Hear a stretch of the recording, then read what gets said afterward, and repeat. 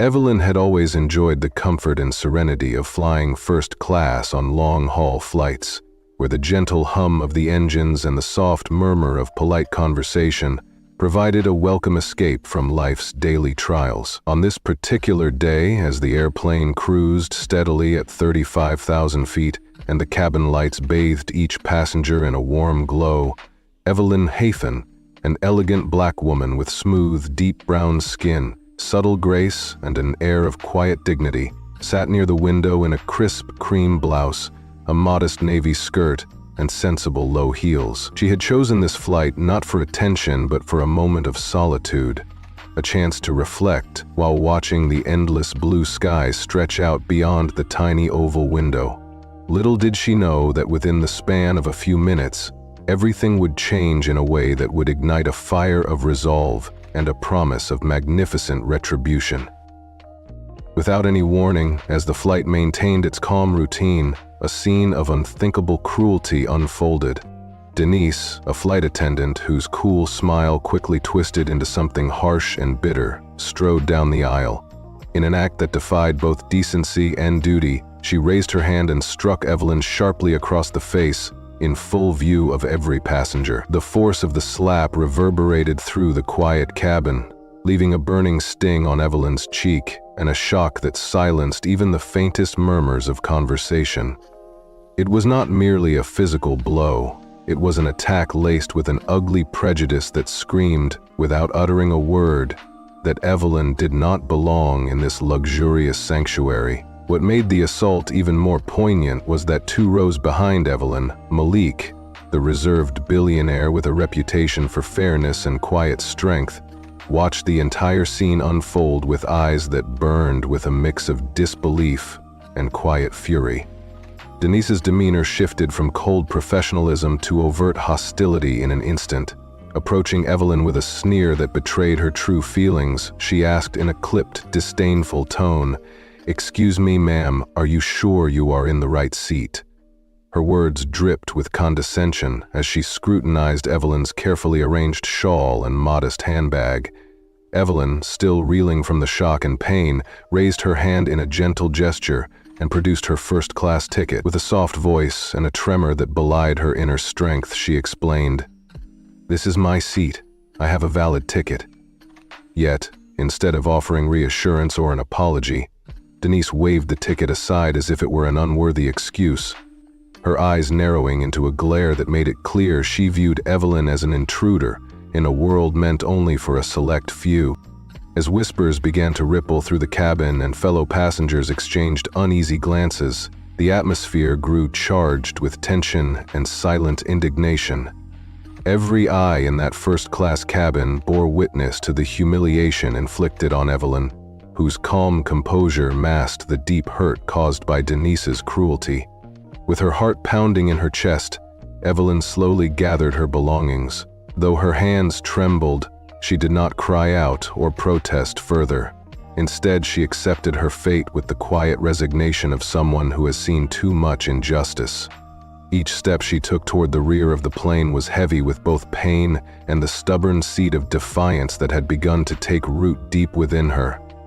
It was at that moment of quiet submission that a voice, firm and resolute, cut through the tension like a beacon of justice. Malik, seated just a few rows behind Evelyn, rose his head from the glow of his phone and addressed Denise with measured authority. "Is this how you speak to every passenger, or only those who look like her?" he asked, his tone calm yet brimming with righteous indignation. His words echoed in the hushed cabin, and for an instant even Denise's eyes betrayed a flash of uncertainty before hardening once more. The question was not simply a rebuke. It was an unmistakable declaration that discrimination would not be tolerated, that the dignity of a woman like Evelyn was sacred and worth defending. Despite her feeble attempts to justify the error by claiming a mix-up with the seating chart, Denise's voice wavered under the weight of Malik's challenge.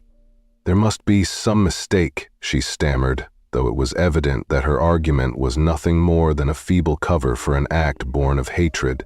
Instead of offering any meaningful explanation, she insisted that Evelyn remove her bag and follow her to the rear of the plane so the error could be sorted out. The harshness of her tone and the contempt in her eyes spoke volumes. It was a deliberate act of dehumanization, designed to strip Evelyn of her dignity in front of an entire cabin of unsuspecting passengers. In that heart-wrenching moment, as Evelyn's hands trembled and her eyes shimmered with unspoken sorrow, the weight of injustice settled heavily in the air. Even as she reluctantly complied with Denise's demands, a profound sense of humiliation mingled with an inner resolve began to grow within her. Every step she took was a silent protest against the cruelty that had marred what should have been a peaceful journey. Passengers around her could only exchange sympathetic looks or lower their gazes, unwilling or too shocked to confront the blatant injustice unfolding before them. Meanwhile, Malik's silent vigil from his seat became a powerful symbol of resistance against a world that too often allowed prejudice to go unchecked. Though he said nothing more than that one defiant question, his presence was a promise that the cruelty meted out by Denise would soon be repaid, in a manner so grand and spectacular that it would leave onlookers in awe. His eyes, dark and determined, locked onto Denise as he scrolled through his phone, formulating a plan that would ensure no one could ever again demean a person of color with such brazen cruelty. Denise, her pride wounded and her authority challenged, slunk away to the galley where she fumbled with her tablet in a futile attempt to report the incident to the captain. Yet even in that moment, the murmurs of disapproval from fellow crew members and passengers made it clear that her actions had not gone unnoticed. The air in the cabin was heavy with the collective dismay of those who believed that respect and decency were virtues worth upholding. As she typed her report, her face flushed with anger and embarrassment. It became evident that her attempt to cover up her cruelty was as transparent as it was futile. For Evelyn, the sting of the slap was not just physical. It was a deep, soul-wrenching injury inflicted by a society that still clung to outdated notions of superiority and inferiority. Yet even as she sat back down, her eyes fixed on the world outside the window, she summoned a quiet strength that came from knowing she had endured far worse than a moment of public humiliation. With trembling fingers, she composed a short message on her phone. "She humiliated me in front of everyone. I will not let this injustice stand." The reply from Malik was swift and resolute. "Sit tight. Don't say anything. I will handle it." His words, simple yet charged with determination, offered Evelyn a spark of hope, a promise that a grand, unforgettable reckoning was on the horizon. In the midst of that tense silence, the seeds of a monumental response had been sown. The injustice inflicted upon Evelyn was not an isolated incident. It was emblematic of a deeper, systemic prejudice that had long oppressed those who did not fit a narrow definition of worth. Malik's quiet vow of retribution was a beacon for every soul that had ever been made to feel inferior or unwanted. As the flight continued its steady journey above the clouds, the promise of a spectacular comeback lingered in the hearts of those who believed that one day justice would be served in the most awe-inspiring way possible. Evelyn's ordeal had not ended with the initial humiliation, and as the plane prepared for takeoff, the tension in first class grew ever thicker. The captain's voice over the intercom cut through the murmur of uneasy whispers, his tone firm and edged with disapproval. The captain frowned over the situation, questioning aloud if Evelyn truly had a valid ticket. Denise, still reeling from the earlier altercation, hesitated before replying in a faltering voice. "I haven't checked the manifest yet," she stammered, clearly unprepared for the confrontation that was unfolding. The captain's tone sharpened immediately as he ordered her to double-check, insisting that the matter be resolved quickly and without causing any more of a scene. In that moment, as Denise clutched the ticket manifest with shaking fingers, a cold calculation passed over Malik's face. He slowly lifted his head from his phone, his eyes scanning the cabin and then settling on the curtain behind which Denise had just disappeared. There was no anger in Malik's gaze, only a quiet, deliberate determination, as though he were already penning the final chapter of this disgraceful episode before the full story had even unfolded. The engines began to hum steadily as the airplane's wheels started to leave the tarmac, and passengers adjusted their seatbelts and prepared for takeoff.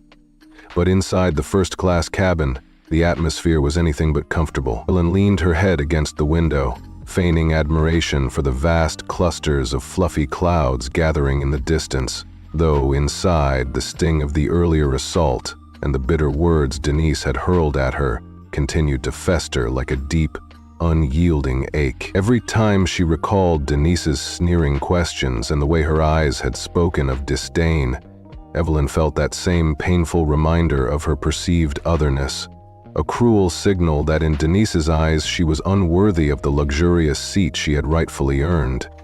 And what cut her even deeper was the deafening silence of the other passengers. No one had risen to offer comfort or challenge the blatant prejudice that had marred her dignity. Only Malik, who until now had been a silent sentinel, had taken a stand. As the cabin's tension grew, Denise retreated behind a curtain near the galley with the manifest clutched tightly in her hand. Her eyes darted nervously over the printed list. There it was, Seat 2A, with Evelyn's name. Evelyn Thompson, listed plainly with all dues paid and every detail in perfect order. Yet, despite the undeniable evidence of Evelyn's right to be there, Denise's heart pounded with a turbulent mix of anger, insecurity, and an inexplicable loathing that seemed to have been stirred by Evelyn's very presence. In her mind, Evelyn embodied everything that Denise believed did not belong in this first-class sanctuary. A woman whose quiet confidence defied the ingrained hierarchies that Denise had long clung to. With a curt movement, Denise folded the manifest and stuffed it into her folder with a force that betrayed her inner turmoil.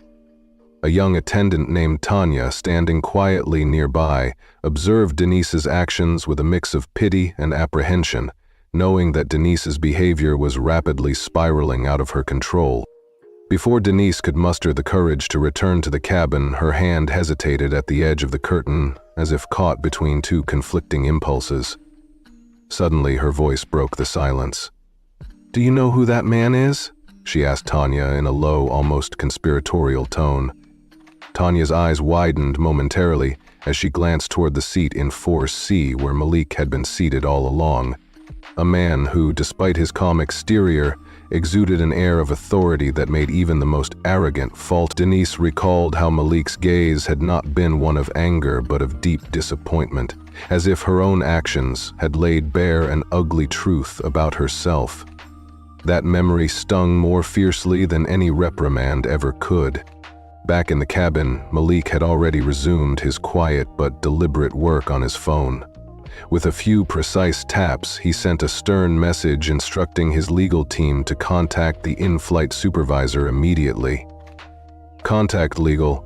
I want the cabin recording pulled after landing. Also notify the operations director. I need a call scheduled the moment we touch down," he had written, his words devoid of theatrics but brimming with promise. His actions were not born of a desire for petty retribution. They were a calculated step in ensuring that the record of Denise's cruelty would be preserved, and that accountability would be exacted in a manner as grand and resolute as the injustice itself. Across the aisle, a curious businessman had watched Malik intently, tempted to speak but ultimately silenced by the palpable gravity that Malik's calm command radiated. It was clear to everyone watching that Malik's quiet determination was far more potent than any outburst. In the midst of this controlled chaos, Evelyn, still grappling with the weight of humiliation and an anger that was not of the explosive sort but one that was heavy and persistent, softly reminded Malik of their unspoken connection. "You were supposed to fly tomorrow," she murmured, her voice barely audible over the gentle hum of the engines. Malik's reply was equally soft, yet laden with the wisdom of someone who had weathered many storms. "Plans changed," he said, his tone suggesting that he had foreseen this moment of crisis long before it had unfolded. Evelyn closed her eyes for a brief moment, absorbing the reality that she was not alone in her suffering. In Malik's measured silence and calculated actions, she found a quiet assurance that this blatant act of discrimination would not go unchallenged. As the airplane ascended higher into the clear blue sky, leaving the ground a distant memory, the strained calm in the cabin was disrupted only by the occasional clink of a seatbelt or the soft rustle of pages being turned.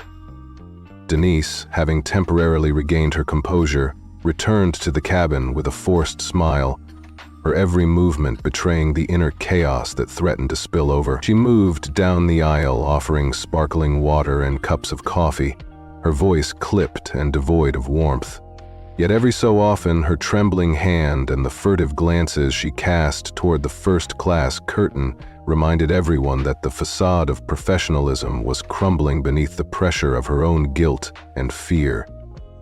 A low murmur began to spread among the passengers, whispers that carried an undercurrent of disapproval and an almost tangible sense of collective conscience. One passenger, an older woman in seat ton A, clutched her purse a little tighter as if to hold on to her own dignity, while a young man a few rows back kept stealing glances at Malik's determined face. They were all witnesses to the injustice, and though none dared to speak up directly, their silent eyes and furrowed brows spoke volume. In that moment, the entire cabin was united by the stark contrast between Evelyn's quiet suffering and the callous cruelty of Denise, a cruelty that was now under the unforgiving scrutiny of every passenger present. At one point, as Denise returned to serve Evelyn a sparkling water, the silence that followed was more deafening than any confrontation could have been. Evelyn simply met Denise's eyes without a word, her gaze steady and filled with a mix of sorrow and unyielding resolve. The brief interaction was enough to send a ripple through the collective conscience of the cabin, a ripple that would eventually swell into a tidal wave of justice. Denise, unable to escape the weight of every accusing glance, continued down the aisle, her steps growing increasingly unsteady. Tanya, ever the quiet observer, approached her once more, offering to take over the next round of service. Denise's quick, dismissive shake of the head revealed nothing of her inner torment, except that she was losing control. Then came a moment that would crystallize the shift in power dynamics. Malik, who had maintained a steely silence until now, tapped on his phone again with a precision that was both calm and commanding. His message this time was clear. "Get me the in-flight supervisor. I want to speak with them before landing. Quietly, no drama. I want it handled professionally." With that, he slipped the phone away and folded his hands neatly in his lap, his face an impassive mask of authority. Evelyn, sitting quietly by the window, felt a small flicker of relief mixed with anticipation. In the muted light of the cabin, she murmured softly, "You are handling it already, aren't you?" Malik's response was measured, his voice low yet resolute. "I told you before, people show you who they are when they think no one is watching." Those words, echoing a sentiment that had been repeated in quieter moments of her life, resonated deeply within Evelyn. They reminded her that even when the world seemed determined to strip away her dignity, there remained a force, quiet yet relentless, that would ultimately ensure justice. The flight continued its steady journey, the hum of the engines a constant reminder of the miles being put between the injustice and the awaiting retribution.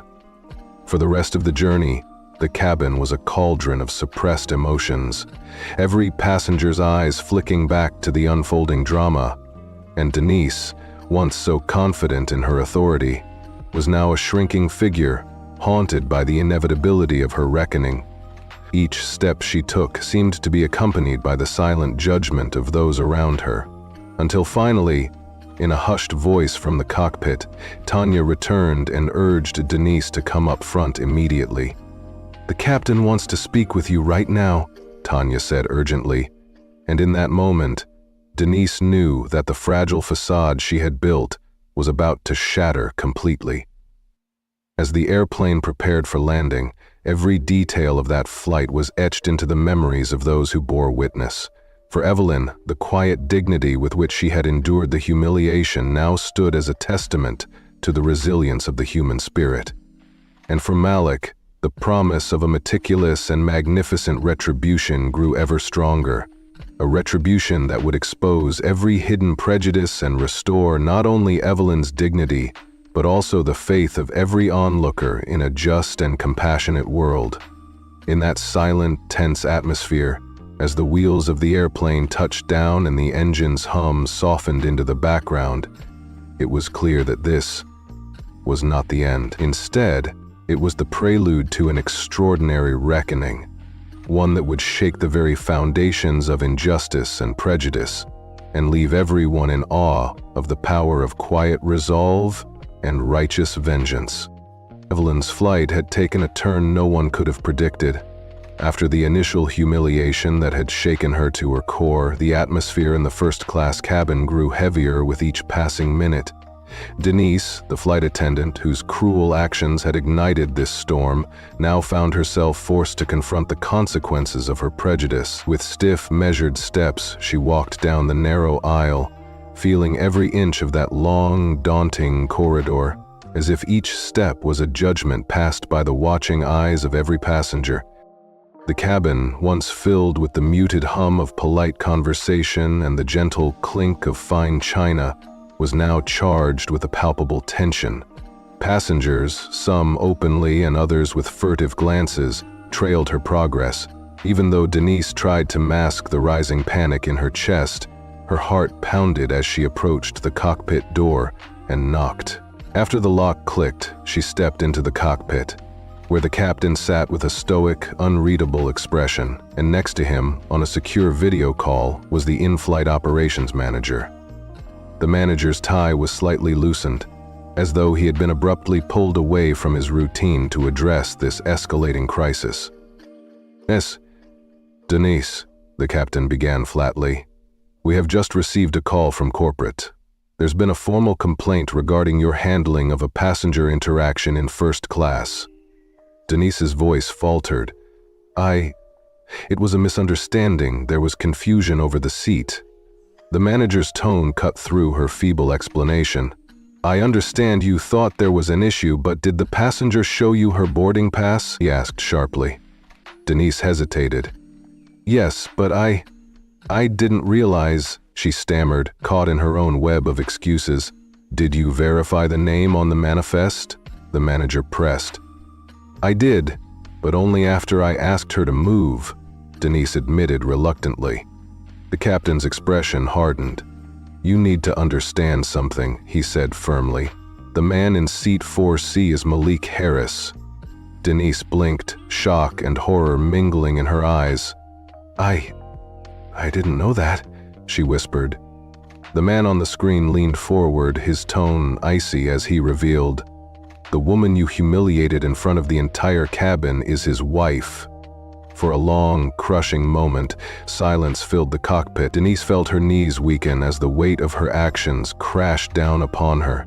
"He has already contacted legal," the captain continued, his voice low and threatening.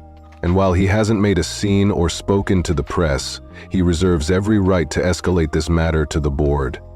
Denise fumbled for words, trying desperately to justify herself. "It wasn't personal. I simply didn't recognize her," she pleaded. The manager cut her off with a cold rebuke. "You did not need to recognize her.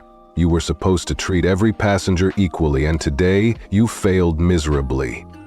The call ended abruptly, the screen going dark as Denise stood frozen, her spirit crumbling under the weight of public shame.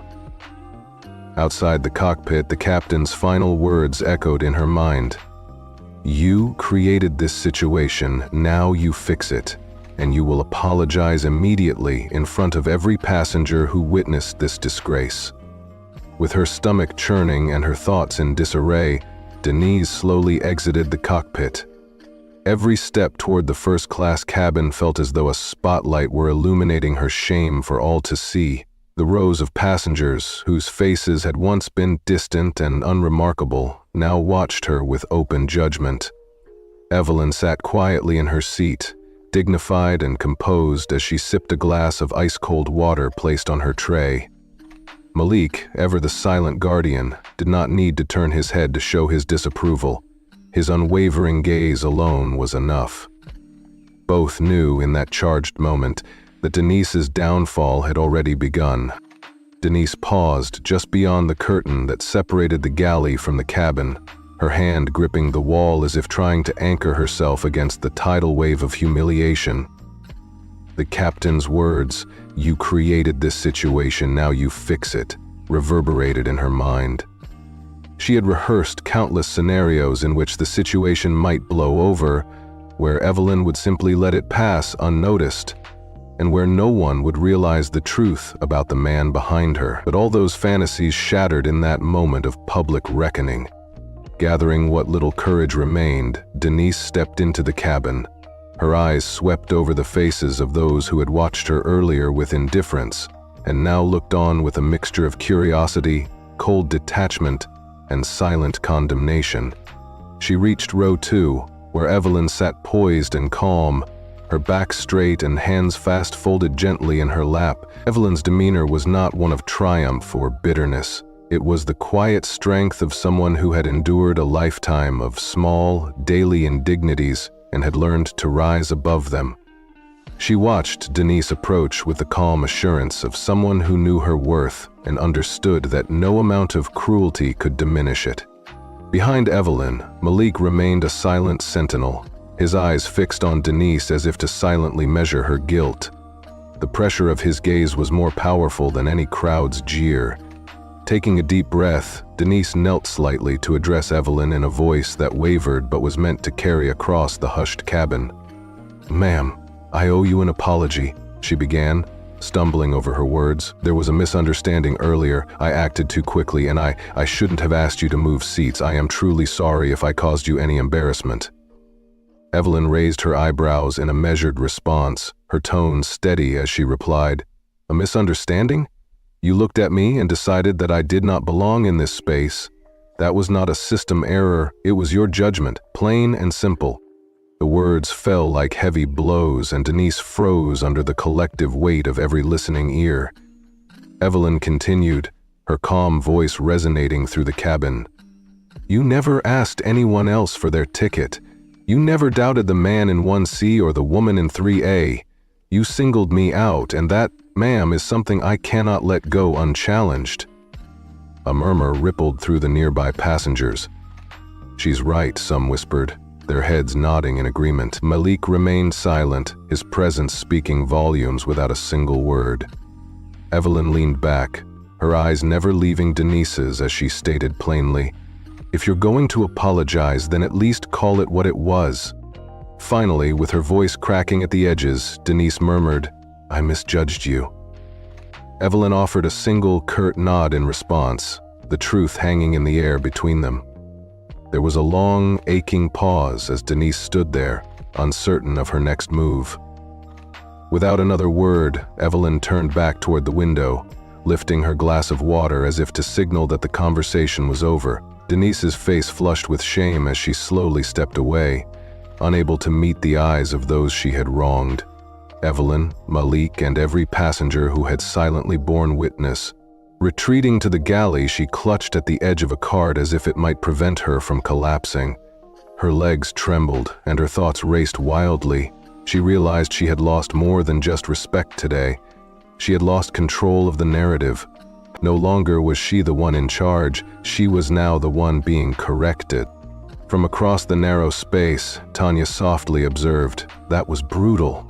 Denise did not reply, knowing deep down that the ordeal was far from over. The cabin slowly returned to a tense, uneasy rhythm, but the peace that once characterized the flight was irrevocably shattered. Denise remained in the galley for a long while, busily rearranging items and wiping trays that were already spotless, her ears still burning from the echoes of Evelyn's words. The brief apology had not erased the damage. In fact, it made the reality of her actions even more undeniable. In that moment, she had crossed a line, from the one who corrected others to the one who was being publicly corrected. And the silence that followed was a punishment more severe than any reprimand could be. Throughout the cabin, passengers and fellow first-class travelers sat unusually quiet. Their attention was no longer fixed solely on Denise's disgrace. It was now also on Evelyn. who had endured the humiliation with quiet dignity.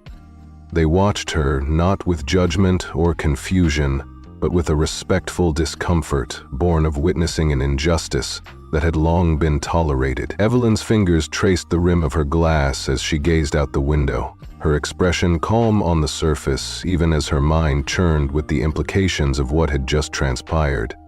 She had not expected an apology, and when it came, it felt hollow, like words recited under duress rather than sincere remorse. Evelyn was not demanding that Denise be fired or dragged through the media.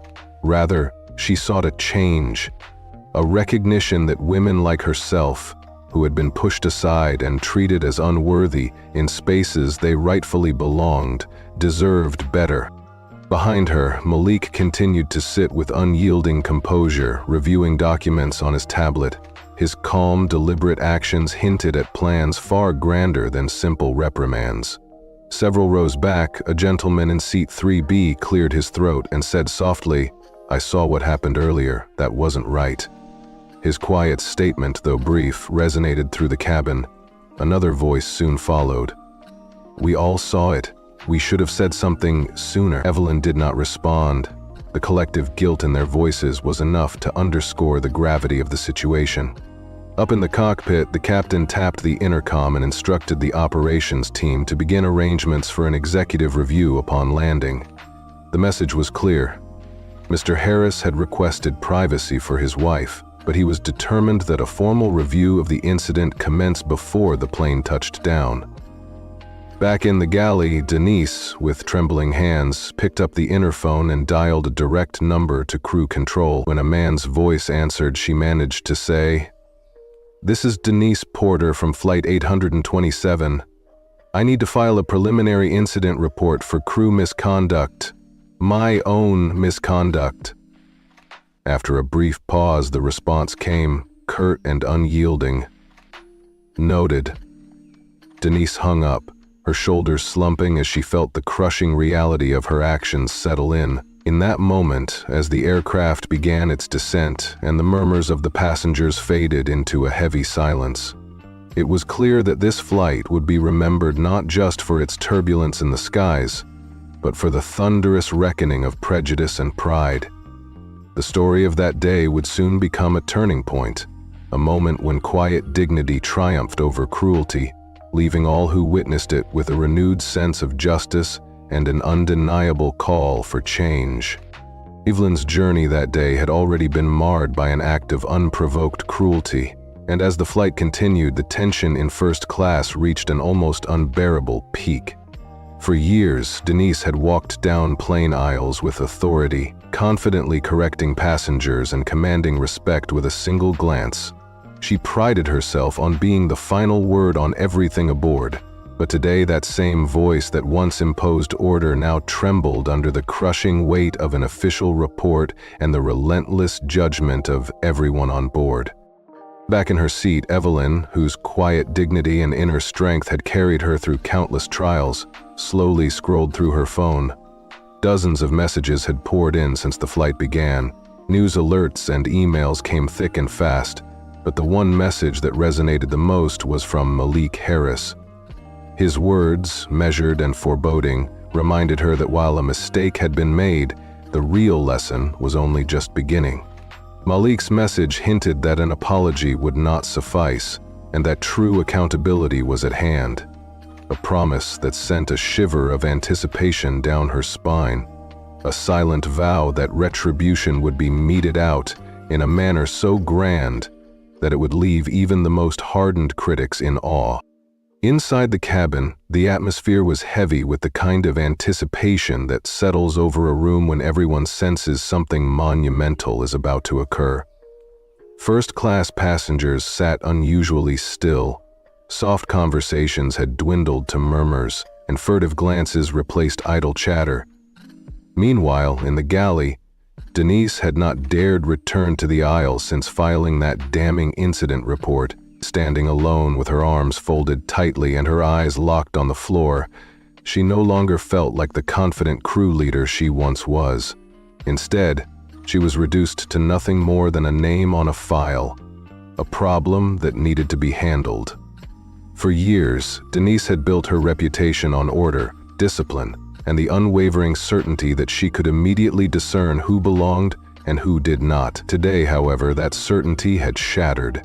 She had misjudged Evelyn in a moment of reckless prejudice, and now the shame was not only public, but also deeply professional. Across the narrow counter, Tanya, her gentle colleague, watched Denise silently crumble. In a voice soft enough to cut through the tension, Tanya reminded her, "I checked your file once. You've been flying for nearly 11 years now." Denise did not meet her gaze as she muttered a bitter laugh, admitting, "I might be the last one who gets to make a mistake like this."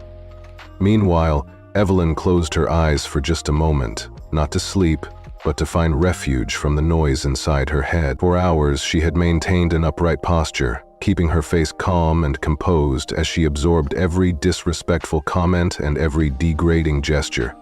Yet beneath that calm exterior, every slight and every act of humiliation burned with the intensity of a deep-seated injustice. Black women like Evelyn were taught early on that composure was a shield, a necessary armor in a world all too ready to strip away dignity without a second thought.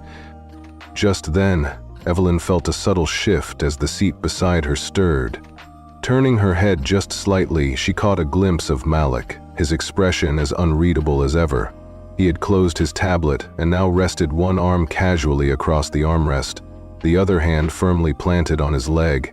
His silence spoke volumes, a silent promise that he would not allow this travesty to go unanswered. In a barely audible whisper, Evelyn said, "You don't have to do anything else." Malik's eyes met hers, and in his soft reply she heard the conviction of a man raised with principles. "That is not how I was raised." With that, he reached for the call button above his head. A gentle chime echoed through the cabin, turning the attention of nearby passengers who shifted their heads in quiet curiosity. Moments later, Tanya reappeared from behind the curtain with her characteristic polite demeanor. "Yes, sir?" she responded when Malik spoke, his voice plain and resolute as he requested to speak with the in-flight supervisor. "That will be Denise, sir," Tanya replied without hesitation before disappearing once more behind the curtain. The simple exchange made Denise's stomach drop. She felt the impending reckoning intensify as she was summoned to confront Malik directly. Wiping her hands on her apron and taking a deep, steadying breath, she walked slowly toward row 4, where Malik sat. Her palms were slick with sweat as she approached, each step weighed down by the knowledge of what was coming.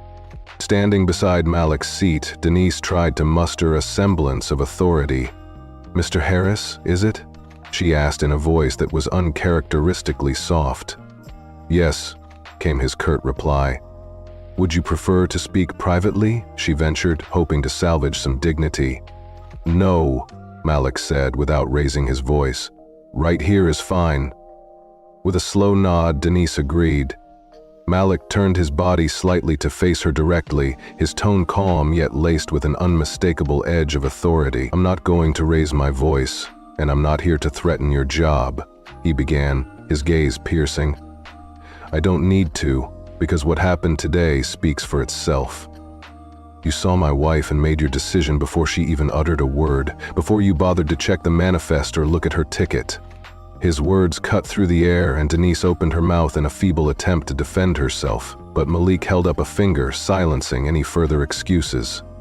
"I'm not interested in hearing excuses," he continued, his voice dropping nearly to a whisper so that everyone nearby could hear. "I'm not angry because you made a mistake. I'm angry because you felt so comfortable doing it that you didn't hesitate. You questioned her loudly and publicly with the kind of certainty that only comes from years of getting away with discrimination." As his words echoed in the hushed cabin, Denise's face flushed with a mixture of shame and fury. Malik's tone softened only slightly as he added, "You tried to shame her in front of strangers, confident that she would simply move aside, but she didn't. She remained still, not because she was wrong, but because she didn't want to give you an excuse to go further. In a cruel twist, you were given a chance to correct yourself, and the only reason you're still here in uniform is because she protected you from yourself." For a long, agonizing moment, silence reigned. Then, with glossy eyes, Denise managed a stiff nod and began to turn away. Yet before she could slip back behind the curtain, a voice from one of the passengers rang out, "I hope you remember this day." The words hung in the air as Denise disappeared behind the curtain, leaving every witness in the cabin to absorb the full impact of her downfall. The remainder of the flight passed like an excruciating, prolonged breath that no one could release. The usual chatter among passengers was gone. No extra drinks were ordered. No one called for a blanket. Even the soft clink of ice and glasses seemed louder, more accusatory, in the oppressive silence that now blanketed first class. Evelyn sat unmoving in her seat, centered, not cold, and resolutely dignified. She did not need to seek revenge or demand apologies from those who had wronged her. Instead, she simply embodied the truth that needed to be seen, a truth that spoke volumes without a single word. Malik, meanwhile, continued to scroll through his phone with deliberate purpose. Every tap and glance carried intent, each movement a calculated step toward ensuring that the injustice committed would not be swept under the rug. By the time the flight began its descent, Malik had already forwarded the incident report, the video recording request, and the names of the passengers who had witnessed the debacle to his team. A complete summary with date, time, statements, and recordings would be in the hands of the company's senior legal officer and board liaison the moment they landed. Not because Malik craved drama, but because he believed that silence only protects those who commit wrongs. In the galley, Denise sat alone on a small fold-down seat, her posture hunched and her hands clasped tightly between her knees. She had removed her blazer and wiped her face repeatedly, trying to muster a version of the story that might salvage her reputation. But every time she replayed the events in her mind, the narrative only grew bleaker. She had seen Evelyn and decided in that fleeting moment that she was out of place, not because of a system error, but because of a deep, ugly prejudice that she could no longer deny. The truth was now laid bare for all to see. Tanya, standing nearby with a bottle of water in hand, offered softly, "You should drink something." Denise shook her head and murmured, "I'm fine." Yet, Tanya's next words cut deeper. "They're already calling it, you know. The ground team, the captain. I overheard that security is meeting the gate and someone from the executive team is on their way." Denise's shoulders sank as the realization hit her hard. The consequences of her actions were no longer confined to the cramped space of the airplane. They were now a matter of public record. In hushed whispers, passengers began speculating. A man in 3C leaned over to his wife and asked, "Do you think she's going to lose her job?" His wife replied quietly, "She should." Across the aisle, a younger woman whispered, "I can't believe I just sat there." Even those who had been mere bystanders now found themselves grappling with guilt, wondering why they hadn't spoken up, why they had allowed such an injustice to unfold. As the captain's voice finally crackled over the intercom, instructing everyone to fasten their seatbelts and secure their belongings for descent, Evelyn took a deep, steadying breath. She glanced toward Malik, who offered her a brief, reassuring nod. No words were exchanged between them. Their silent solidarity was enough. In that moment, Evelyn needed no grand gesture of revenge. She demanded only accountability, true accountability that would force change rather than a scripted apology or a token gesture. And if Malik had anything to do with it, that change was coming soon. In the front of the plane, the cockpit phone buzzed once more. The captain listened intently as he was informed that Mr. Harris's security detail had arrived at the gate along with the company's executive officer, and that they were requesting to speak with crew immediately after disembarkation. The captain's sigh was almost imperceptible as he looked toward the door, knowing that this flight would be remembered as the day that prejudice met its reckoning. Back in the galley, Denise slowly rose to her feet, her body heavy with the burden of her actions, as the reality of her professional and personal downfall set in. This flight, once a routine journey through the skies, had become a turning point. A moment when the weight of discrimination and arrogance was met head-on by the quiet, unyielding force of truth and accountability. Evelyn's journey that day had been marred by injustice from the very start, and as the plane began its descent, the weight of every slight and every act of discrimination pressed down on her like an unyielding force. For years, Denise Porter had walked the narrow aisles of airplanes with an air of unchallenged authority. She prided herself on being the final word in matters of order and discipline. With each flight, she adjusted her uniform, smoothed her crisp shirt, and tied her hair back into a neat bun, a habit that had always given her the feeling of control. But on this flight, that armor of routine could no longer protect her. The seatbelt sign chimed on, and outside the windows the city emerged. Small roads, modest buildings, and the first golden rays of a breaking afternoon shining through thin clouds. Inside, however, the cabin's atmosphere was anything but bright. The descent signaled not only the end of a journey in the skies, but the beginning of consequences that would forever change lives. Evelyn remained seated in first class, her back straight and her face calm despite the storm raging inside her. She sat there like a statue carved from quiet dignity, her eyes fixed forward as the aircraft taxied toward the gate. Not once did she glance toward the galley or at the distant figures of those who had wronged her. Beside her, Malik, her husband and steadfast protector, was equally composed. He methodically placed his tablet into his carry-on, zipped it up with care, and then reached for his blazer, his movements deliberate and unhurried. It was as if time itself had slowed down in that moment.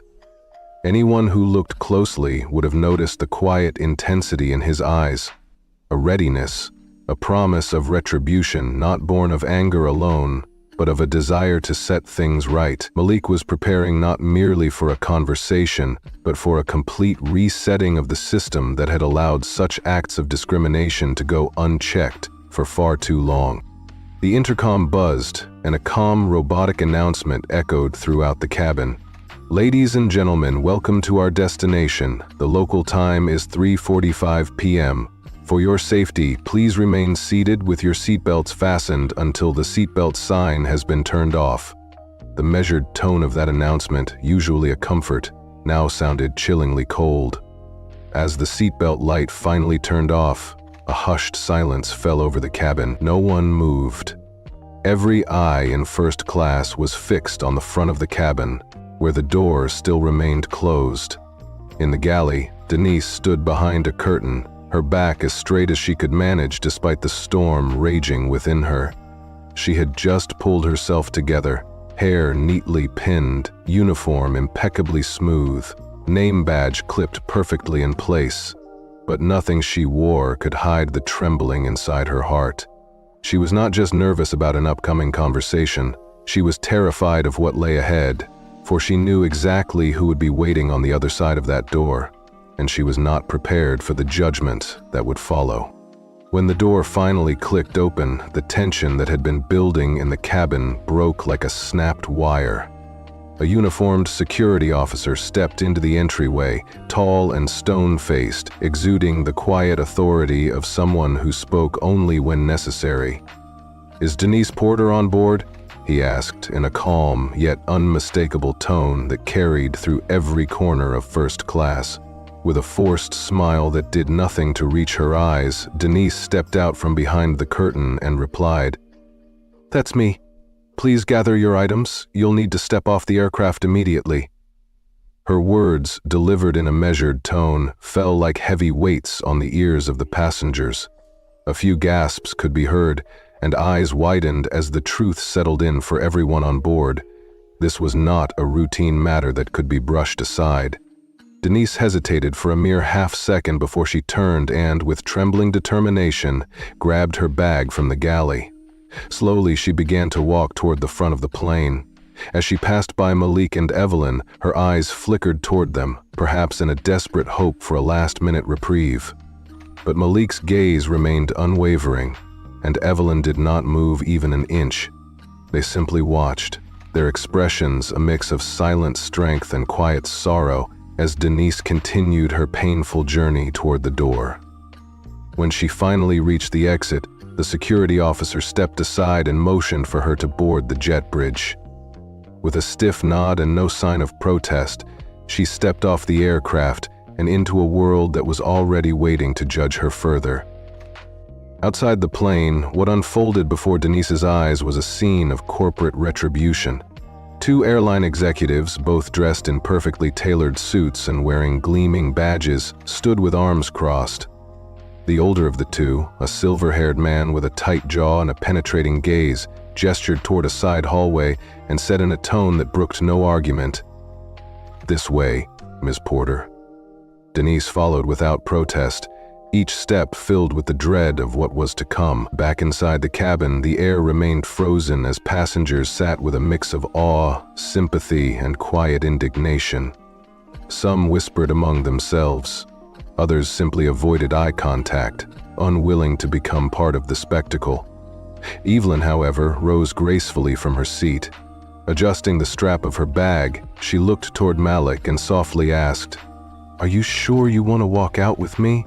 Malik raised an eyebrow and replied with a quiet chuckle, "I didn't fly all this way to sit behind you in silence." Their shared glance was one of mutual respect and quiet defiance, a silent statement that they would not allow injustice to be swept under the rug. Inside the terminal, the walk down the quiet corridor to the conference room felt interminable for Denise. Every step seemed to echo with the weight of her mistakes. For the airline, this incident was about to spark a transformation, a new policy that would be born not from a bland press release, but from a demand for accountability that was on full display for everyone to see. Inside a sleek, glass-walled conference room just beyond the restricted area of the terminal, Denise finally found herself alone at a long, polished table. The fluorescent lighting above buzzed faintly, and the silence in the room was as loud as any reprimand could be. A single water bottle sat untouched before her, its stillness a stark reminder of the frozen time that awaited her reckoning. Denise sat with her hands clasped tightly on her knees, her knuckles white with tension. Every tick of the wall clock sounded like a countdown to a moment of irrevocable change. For 13 years she had worn that uniform with pride. Thousands of flights, hundreds of passengers, yet in an instant, her career was teetering on the edge. Because of a moment she could never take back. The heavy door opened, and in walked the two executives. The first, the silver-haired man from earlier, introduced himself as Edmund Shaw, Senior Director of In-Flight Operations. The second was a younger woman in a navy pantsuit who closed the door quietly behind them and placed a thin folder on the table before seating herself directly across from Denise. Edmund stood for a moment with his arms crossed, his expression unreadable as he addressed her in a clinical tone. "Ms. Porter, do you understand why we are here?" he asked. With a slow, resigned nod, Denise replied, "Yes." He then said, "Then please tell me in your own words, what happened?" Clearing her throat, Denise's voice came out dryly as she began, "There was a misunderstanding. I questioned a passenger's seat in first class. She showed me her ticket, but I still asked her to move." The young executive flipped open the folder and interjected, "Why?" After a pause that felt like an eternity, Denise murmured, "She did not look like someone who usually flies first class." Her words hung in the air like a confession, and the executive wrote something down silently. Edmund leaned forward slightly and continued, "And when she complied without causing a disturbance, you felt that was acceptable?" Denise hesitated before replying in a small voice, "At the time, yes." Edmund's tone then grew even sterner as he said, "You did not ask anyone else to show their ticket. You did not question the white couple who boarded just before her.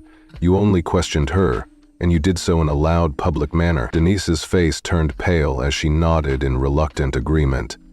"Yes," she whispered, the admission cutting deeper than any reprimand could. There was a long, oppressive silence before Edmund took a step back and sat down. "Do you know who she is?" he asked softly. "Yes," Denise replied, her voice barely audible. "Do you know who her husband is?" he pressed, his eyes piercing into hers. I do, she stammered, knowing full well the power and influence behind that name. Edmund leaned forward again, his voice low but filled with an unmistakable gravity as he said, "We have a recording of the incident from the cabin security system. We have statements from 7 passengers, the captain, and even your own junior crew member confirming the events as described." Denise closed her eyes for a moment, a single tear threatening to fall as she murmured, "I believe them." The younger executive then spoke, "You should believe them because this matter is going much higher than a simple internal review." Alarmed, Denise asked, "What does that mean?"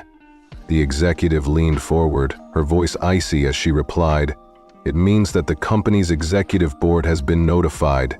This incident is being treated as a priority case, not only because of who was involved, but because your actions have exposed a larger pattern of discrimination that can no longer be ignored." Edmund tapped the folder and continued, "You are officially suspended without pay, effective immediately. A disciplinary hearing will be scheduled within the next 10 business days. Until then, you are not to wear the airline uniform, access any company systems, or enter restricted terminals. Any violation of these terms will result in immediate termination." Denise's face went blank and she nodded slowly, the weight of her career and her conscience crushing her spirit. Inside, her heart was breaking. She had spent years believing in her ability to maintain order and fairness, to read people accurately. Yet, her instincts had betrayed her in a moment of deep-seated prejudice, and now, everything she had built was crumbling around her. As Edmund and the executive rose to leave, Edmund paused at the door and said softly, "Miss Porter, if there is one thing you should take from this, it is that people are tired of being judged before they even sit down. Today, you showed them exactly why." With that, the door closed behind them, leaving Denise alone in the conference room with nothing but her regret and the echo of her mistakes. Meanwhile, across the airport, in a quiet private lounge, Malik and Evelyn sat side by side in plush leather chairs that faced wide windows overlooking the runway. The room was dimly lit and peaceful, a stark contrast to the storm of emotions that had erupted on the plane. A private assistant had brought them tea, and as Evelyn took a slow, deliberate sip, she glanced over at Malik. With a gentle smile, she asked, "So, is that it?" Malik shook his head slowly and replied, "That is only the beginning." Evelyn raised an eyebrow, intrigued. "There's more?" she inquired softly. Malik nodded and continued, "The board is meeting this week. I have already submitted a full proposal that includes mandatory bias training, an anonymous reporting system, quarterly cabin audits, and direct feedback channels for passengers who have experienced discrimination." Evelyn's eyes widened with approval as she listened, her expression reflecting both relief and determination. "In just a few hours, all of this is going to change," Malik said quietly. "We are not going to let silence protect the wrong people any longer." Their conversation was soft, yet every word was laden with purpose and conviction. Back in the terminal, the gravity of the situation for Denise was becoming undeniable. As the plane touched down with a gentle thud and its tires gripped the runway, the engines roared in deceleration, but there was no sense of relief among those who had witnessed the injustice. There was no applause, no laughter, and certainly no carefree chatter. Instead, there was a heavy, expectant stillness. Every passenger in first class knew that the landing signaled not the end of a journey, but the start of something far more serious. When the announcement came again, stating, "Thank you for flying with us," it did not bring any comfort. Instead, it sounded as cold and indifferent as the policies that had allowed discrimination to flourish. Evelyn remained seated, her back straight and her expression unyielding as she watched the events unfold around her. She did not glance toward the galley or break her composure for even a moment. Malik, ever vigilant, made sure that every detail was being documented, every step of the process recorded, so that the truth could not be hidden. Their silent solidarity sent a powerful message. Accountability was coming, and the time for quiet acceptance was over. As the passengers began to disembark, whispers filled the air. A man in seat 3C leaned over to his wife and murmured, "Do you think she's going to lose her job?" His wife replied softly, "She should." Another passenger, a young woman sitting quietly near the aisle, whispered to herself, "I can't believe I just sat there and did nothing." Even those who had been mere bystanders found themselves grappling with guilt and a sense of moral responsibility. The plane, once just a vessel carrying its passengers through the skies, had become a mirror reflecting society's deepest flaws: prejudice, indifference, and the urgent need for change. In the final moments before disembarkation, as Malik and Evelyn stepped off the plane, with heads held high and a calm determination that spoke volumes, the narrative had been irrevocably rewritten. Evelyn was no longer just the woman in seat 2A who had endured humiliation. She had become a symbol of resilience and dignity, a woman who had stood her ground and refused to be silenced. Malik had not needed to raise his voice. His mere presence had been enough to initiate the change that was now taking shape.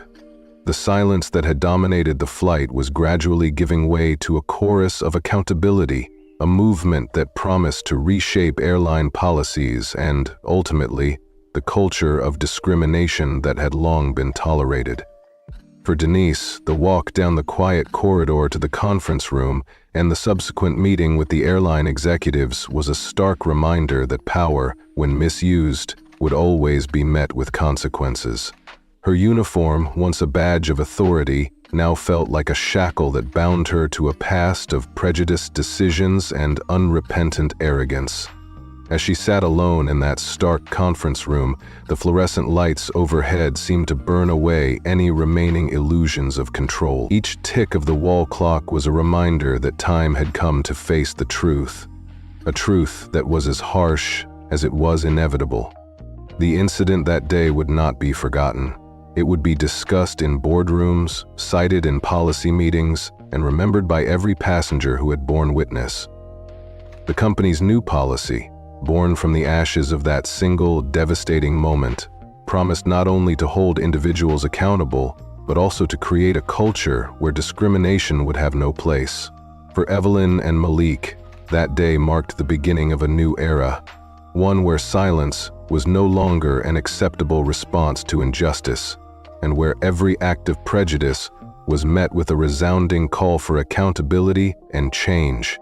In the quiet private lounge where Malik and Evelyn sat, the soft hum of conversation was replaced by a shared understanding that their actions had sparked something powerful. Malik's proposal for mandatory bias training and a reformed reporting system was not just a bureaucratic change. It was a declaration that the old ways that allowed discrimination to flourish in the shadows of indifference, were over. Evelyn, with her graceful composure and unyielding strength, embodied that change. She did not need to shout or seek vengeance in the traditional sense. Her silence, her calm presence, spoke louder than any outburst ever could. As the day wore on and the passengers filed out of the terminal, the ripple effects of that flight began to take shape. News outlets, alerted by the detailed incident report and eyewitness accounts, began to cover the story, and soon it became clear that this was a turning point. The airline's senior management, under pressure from both the board and public opinion, had no choice but to act decisively. Denise Porter's suspension was only the first step in a much larger reckoning, a reckoning that promised to expose and dismantle the systemic biases that had allowed such acts to continue unchecked for far too long. For Evelyn, the journey had been painful, yet it was also transformative. No longer would she be defined solely by the humiliation she had endured. Instead, she became a beacon of quiet resistance, a testament to the strength of character required to stand tall in the face of prejudice. Her story, and the way she had handled it with dignity, would inspire others to demand change, not just on airplanes, but in every facet of life where discrimination lurked in the shadows. In the end, as Malik and Evelyn left the terminal together, their steps were lightened by the knowledge that they had set in motion a chain of events that would force a reckoning at the highest levels of the airline. Their journey that day was not just about surviving a moment of cruelty. It was about reshaping the future so that no one else would have to endure the same indignity. And while the pain of that day would linger for a long time in the hearts of those who experienced it, it would also serve as a powerful reminder that change, real, lasting change, was possible when people of integrity stood up against injustice.